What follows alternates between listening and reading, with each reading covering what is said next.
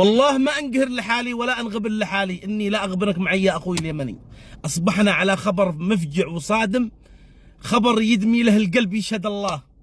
اكثر من 35 شخص جثث متفحمه.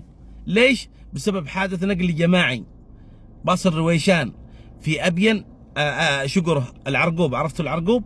هناك شوف الصوره، جثث فحم ولا تشوف اي واحد فيهم. يمين الله اني لما شفته اني انغبنت غبنه انهم وجعوا قلبي. اللي له 4 سنين واللي له 5 سنين بيروحوا لعند اهلهم واهلهم بيستقبلوهم. خلاص وصلوا اليمن، وصلوا عند اهاليهم، باقي خطوه باقي خطوه. لكن الله ما كتب لهم. الله يرحمهم ويسكنهم فسيح جناته. طيب من اللي يتحملهم هذولا؟ يتحملهم السواق ولا النقل الجماعي ولا الطريق ولا من؟ يا جماعة الخير، والله ان المغترب هذا ان مسكين ما هو داري من وين يلقاها، من الغربة ولا من السفر ولا من وين.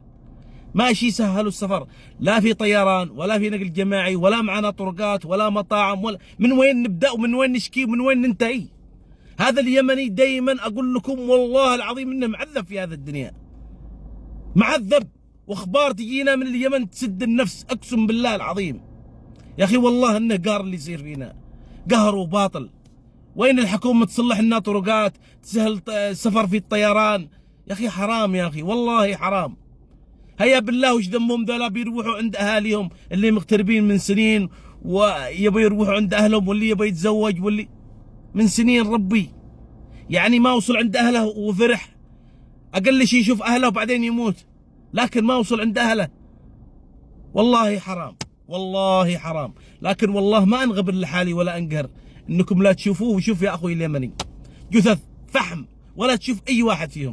طبعا في كشوفات، في اسماء اوريكم اياه في الوصف في التعليقات. اللي يعرف احد ولا يشوف الاسماء ويعرف اهلهم يبلغهم. الله يرحمهم ويغفر لهم، يسكنهم فسيح جناته ويصبر اهلهم ان شاء الله. في امان.